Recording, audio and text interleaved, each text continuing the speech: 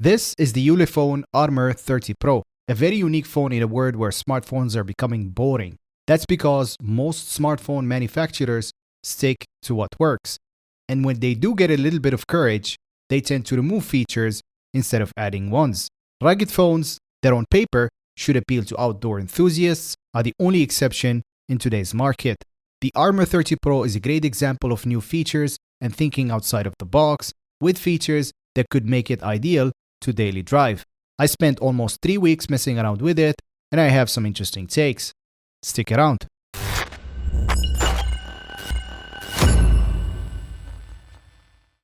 To say this phone is feature-rich is an understatement. Ulefone, in their usual fashion, threw everything on this phone. 12,800 mAh battery, 120 Hz refresh rate, 16 GB of RAM, expandable by another 16 GB utilizing storage space, night vision camera, a full-blown speaker with light effects to go with it, another screen on the back, SD card support, headphone jack, FM radio that doesn't require an antenna to work, on top of all the customization options you would expect from an Android device. Let's start with the design and build, because this is where it truly shines. Obviously, it's thicker than your average smartphone due to the massive 12,800 mAh battery, but not as thick or heavy as the 8849 Tank 3 Pro. This makes it a lot more easier to lug around and doesn't strain your hands and wrists as much. On the front, you have an LCD display that can get very bright with a front camera punch hole.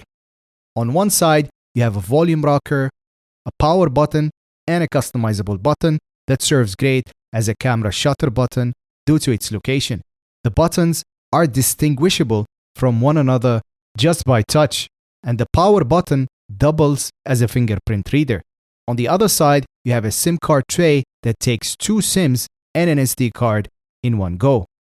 Another customizable button, and next to it, you have what Ulefone calls U-Smart Port. Basically, it's a way to add unusual accessories that you can buy separately, like a microscope or a snake camera. Very cool for tech nerds. On the bottom, you have a USB-C, and on top, you have a headphone jack and an IR blaster. And finally, on the back, you have this massive camera module. It houses 3 cameras with an IR lights for night vision and a massive speaker in the middle. You might think it's one of those flimsy Bluetooth speakers, but you would be mistaken. It is absolutely solid and you can't hurt it. Beneath the camera bump, you have a secondary 3.5-inch screen that you can use to interact with the phone just like the big screen. And being a rugged phone, it takes IP rating to the next level with an IP69K. That is military level of toughness. Rugged phones are mostly targeted towards outdoor enthusiasts and usually come in extreme designs that you either love or hate. This one, however, is different. I think they did a fantastic job on the design. The almost all black design with a silver rail on the side looks amazing, and I love the carbon fiber look on the back. The camera and the speaker combo also looks great. It looks futuristic and it gives the phone a symmetrical look. The overall build quality is absolutely amazing, one of the best that I have seen. The phone is powered by the Dimensity 7300X from MediaTek. It's a special chip made specifically for phones with 2 screens. It scored well on Antutu benchmark with a total of 700,000. The phone is smooth, and I made sure to test it with as many apps as I can, and it managed to do well. Not the fastest that I have tried, but the fast refresh rate makes it seem as though it's a flagship device despite being priced as a mid-range phone. The front screen is an LCD screen, very common in this category. It's a 6.9-inch 1080p with a small chin and a forehead. It's very bright and the colors are vivid and accurate with a PPI of 387.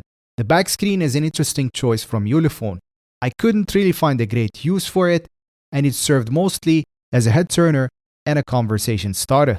This can be useful if you want to record your social media videos using the back camera, or turn off the big screen and use it instead. You have the ability to turn it on with the touch functionality off, so it will serve as a mirror, and the opposite is also true. You can also use the intelligence mode, which can detect which screen you're using based on the direction the phone is facing and turn off the other one. Or you can just turn it off completely and not use it at all. The battery is absolutely amazing. This is easily 2 to 3 days battery, and if used conservatively, you can probably stretch it to 4. One of the things I noticed is that it tends to do very well on standby mode, barely dropping 2 to 4% overnight. It charges at an average of about 45 watt and can do reverse wire charging at 5 watt. This battery is probably the best choice between the absolute extreme of something like the Tank 3 Pro or the average Samsung phone. It sits somewhere just above the sweet spot. One of the best features on this phone is the loudspeaker.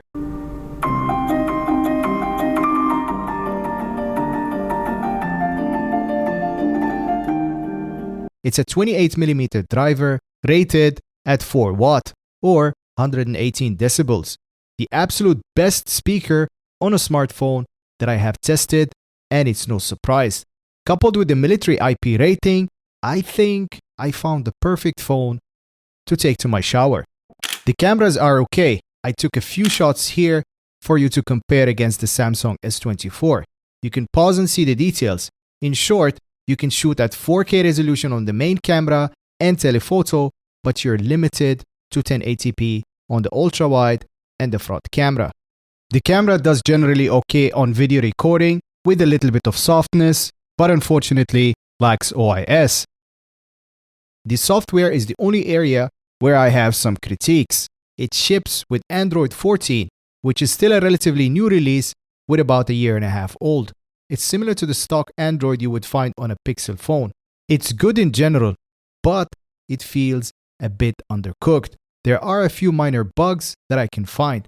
For example, you can turn on the widget box, which is similar to the dynamic island on an iPhone, which can be useful, but you can clearly see that it's not aligned with the camera cutout. Speaking of iPhones, you can also use gestures to navigate your way, which I absolutely refuse to use on an Android phone, and I immediately change it to the more familiar 3 buttons layout. The problem is you can't switch the location of the back key from left to right, forcing me for the first time ever to use the gesture navigation. As for software and security updates, Ulefone does not explicitly state or tells you how many years you should expect for security and updates. Overall, I'm happy with this phone and I would gladly recommend it to someone who wants an outdoor phone or a phone that can last for several days at a time. It's great to see companies trying something new and get it right. Competition like this is what keeps companies on their toes and pushes everyone to innovate. At the time of posting the video, it retails for $479. I will leave a link in the description if you want to check it out, along with some discount codes. That's all for this video. Thank you so much for watching. I'll catch you in the next one.